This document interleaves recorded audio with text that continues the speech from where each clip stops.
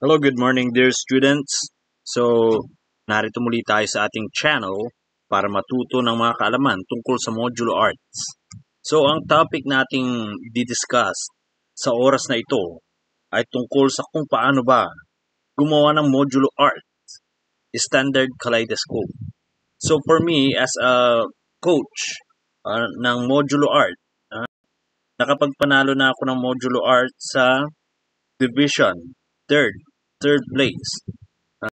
So, marami na akong kaalaman about how to coach or how to make designs of how to make modulo art. So, this time, tuturuan ko kayo kung paano gumawa ng standard kaleidoscope.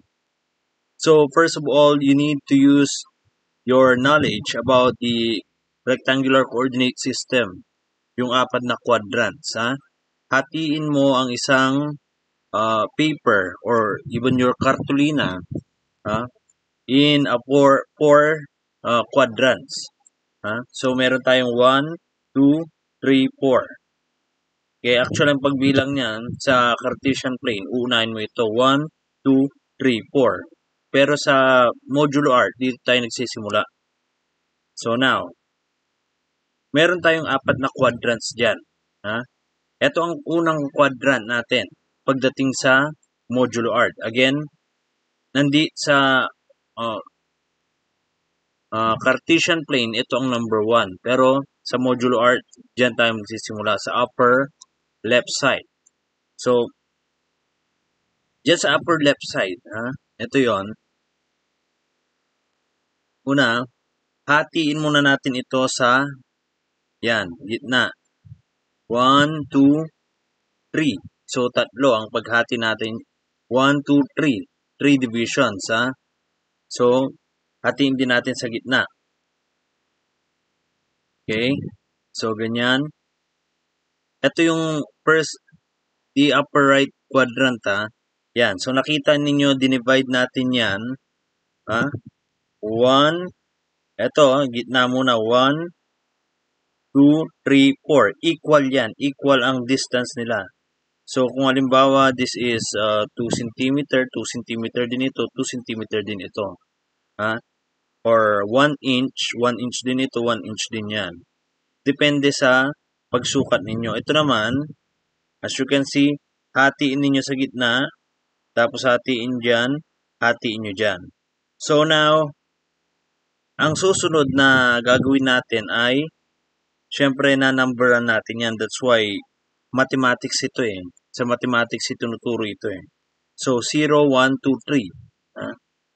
Banda dito is 1, 2, 3, 0. Dito is 2, 3, 0, 1. Dito naman ay 3, 0, 1, 2. So, mapapansin ninyo yung pattern. Yan lang susundan ninyo sa mathematics, sa paggawa ng modulo art. Tignan nyo mabuti, pwede nyo picturean para magawa ninyo na maayos ang modulo art design. Standard kaleidoscope. Next, ilalagay natin yan dito. Yan, sa first section or quadrant ng ating Cartesian plane. Susunod, dito naman. Okay, sa upper right side. Iikot siya ng 90 degrees. As you can see, kanina nandito yung 0, 1, 2, 3. Napunta dito 0, 1, 2, 3. Diba? Umikot siya kasi eh. Dito, 1, 2, 3, 0. Naging 1, 2, 3, 0 dito. So, umikot siya ng 90 degrees. Dito, 2, 3, 0, 1. 2, 3, 0, 1. Dito naman, 3, 0, 1, 2. Dito, 3, 0, 1, 2. As you can see, umikot. Pinaikot natin yung kumbaga quadrant natin into 90 degrees. Dito rin, ikot uli siya. Mula dito, ikot uli siya ng 90 degrees. Kung ano yung number na nakalagay dyan, yan din ang number na ilalagay ninyo dyan. At for the last quadrant sa ating modulo art, iikot uli siya ng 90 degrees. So, meron tayong nabuong pattern. Now, as you can see, susundan nyo yung mga numbers na umiikot na yan. Yan ang picture ninyo.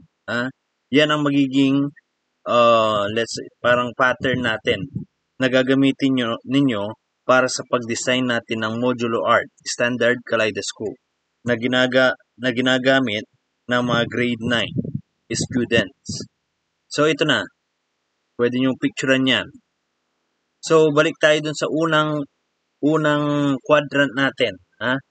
So ito yung numbering natin. Kailangan natin ng legend. So sa legend natin, meron tayong 0, 1, 2, 3. Bahala kayong gumawa ng design kung anong design ang gagawin ninyo dyan. Sa akin, para mapadali lang at maituro ko sa inyo itong standard kaleidoscope nang walang kahirap-hirap, sinimplihan ko lang yung mga design ko. Katulad nito, dalawang triangle. Ito, ganyan. Ito parang ano lang siya, triangular lang siya. Puro triangular lang ang designs ko to make it easy for you to understand how to make the modulo art kaleidoscope or standard kaleidoscope. Ngayon, mula dito sa mga legend, susundan ninyo ang bawat number dito, ilalagay ninyo. Susundan ninyo kung ano yung design na nakalagay dyan, yun ang ilalagay ninyo dito. Ngayon, magsimula tayo sa 0. 0. Lahat ng 0, ilalagay ninyo sa lahat ng 0 sa ating numbering. Maliit na number lang ilalagay nyo dyan at buburahin nyo rin yun. Ha? At isusulat nyo lang gamit ang lapis para pwede nyong burahin yung number. Ngayon, susunod. Lahat ng 1. As you can see, ito yung design ng 1. Parang isang guhit dyan at ginuhit natin dito. Lahat ng 1 ilalagay mo sa number 1. Ayan. So, nakita ninyo na ilagay na natin lahat ng 1. Lahat ng 2, ilalagay natin sa pattern natin dito sa number 2. Yan. At lahat ng 3, ilalagay naman natin dito. Yan. Lahat ng 3. So as you can see, nakabuo na tayo ng pattern sa first quadrant natin, which is the upper left side of our quadrant. Again, buburahin natin yung numbering dito. So bago nyo kulayan, buburahin nyo na yung numbering dyan. Yan. Mula dyan sa ating 4 quadrants, ilalagay natin dito sa upper left side itong design na ito. Okay?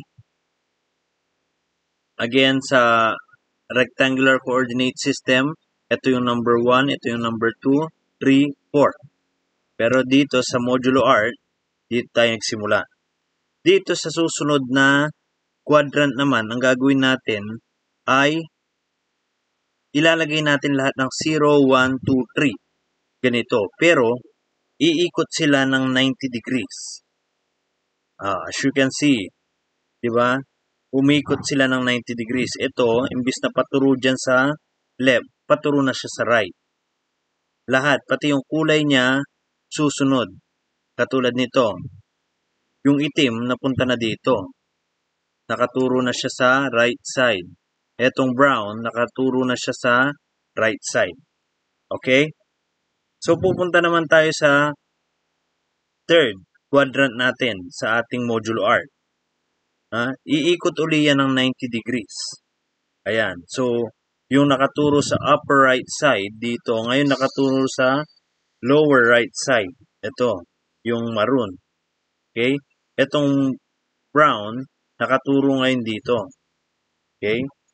So, yan yung next quadrant natin. Yung next quadrant naman natin, itong quadrant na ito, from this part, iikot uli 90 degrees. Ayan. So, as you can see, umikot uli. So, nakita nyo, nakabuo tayo ng pattern ng modulo art, standard kaleidoscope. So, ito napakasimple lang. Meron pa nga akong part na hindi kinulayan dyan, oh. Pero pag kinulayan ninyo lahat yan, napakagandang tignan. Ito kasi hindi ko kinulayan. Pero, pag kayo ang gagawa niyan, pwede nyong iba-ibahin ang legend, yung design. Pwede nyong gawing parang flower yan, heart yan, o pwede nyong gawing parang curve yan. So, ito yung paggawa ng standard kaleidoscope. Ayan. Ito yung contestant ko na nanalo ng 3rd place. Ang galing nito. 3rd place sa division modulo art. Math Festival, modulo art 3rd place siya. At first first place siya sa uh, municipal meet. So, ang galing niya. So, this is our lesson about standard kaleidoscope modular art. How to make standard kaleidoscope modular art.